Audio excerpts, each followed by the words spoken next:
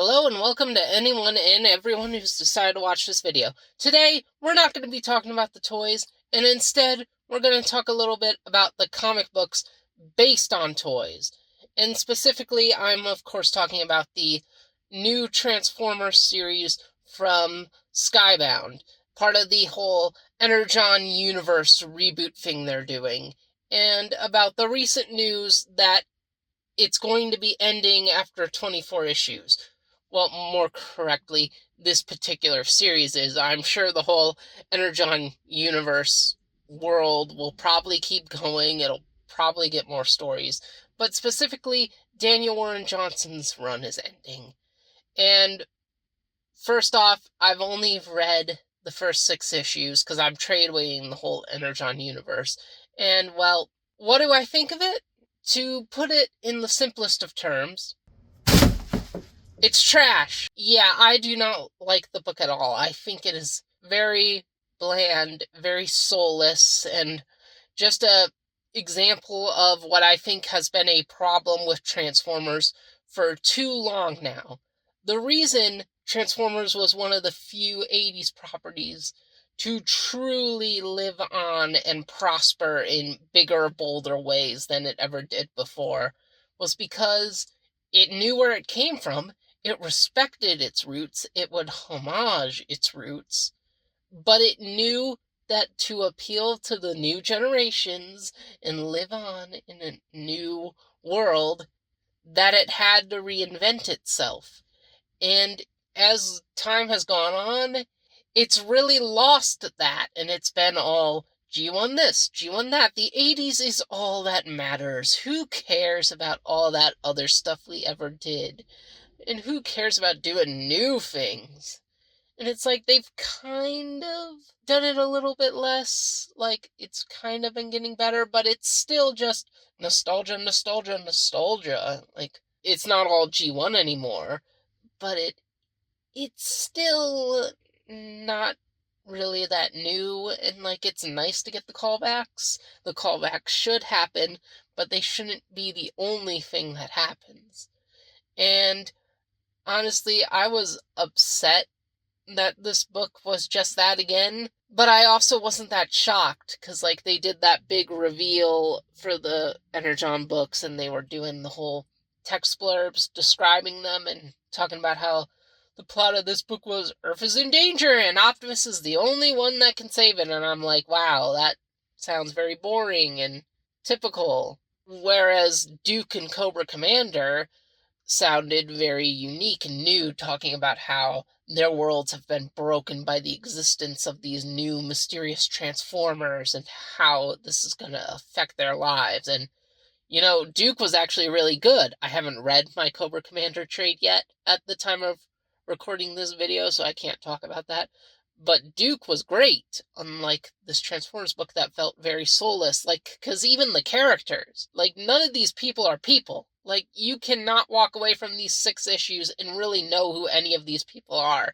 And that really upset me, especially with Skywarp, because before the book launched, on the amazing YouTube channel Comic Pop Returns, Daniel Warren Johnson did an interview talking about stuff for the book. And one of the things he mentioned was how he didn't really do any research to remember anything about Transformers, which, like, bad sign number 1. But a good sign was that he said he was including Skywarp in the book because Skywarp was a favorite of his as a kid, and he wanted to see him, and then Skywarp, like, dies really quickly before he gets any moments of personality, and it's like, okay, he's technically not dead, they could bring him back, but they took him out of the picture, and I'm like, really? Are you sure this is your favorite character? Because it looks like you wasted him. You can't really do anything with him like this.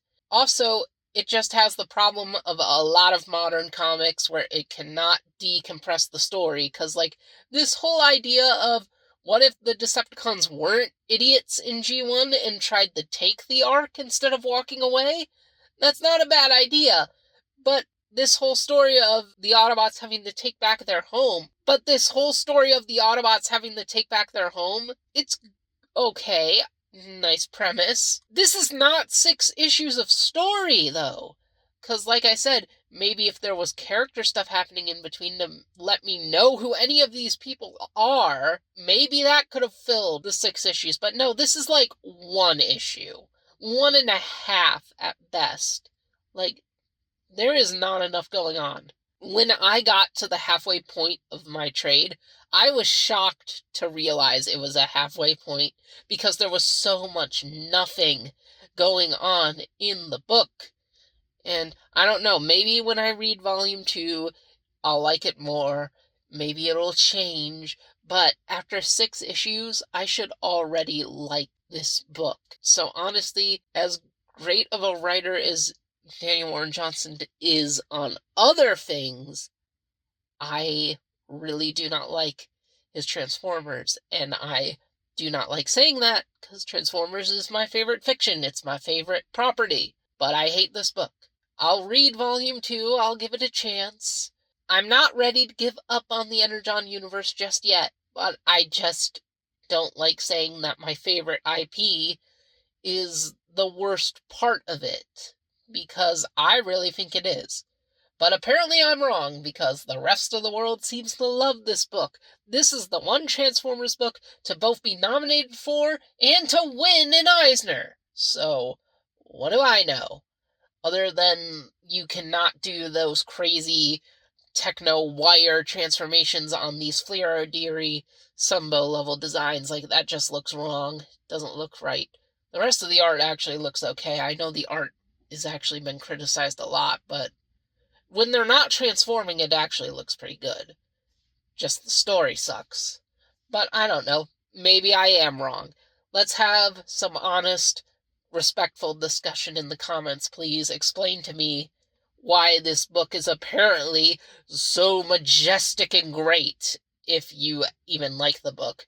And if you dislike it like I do, then explain to me why you dislike it.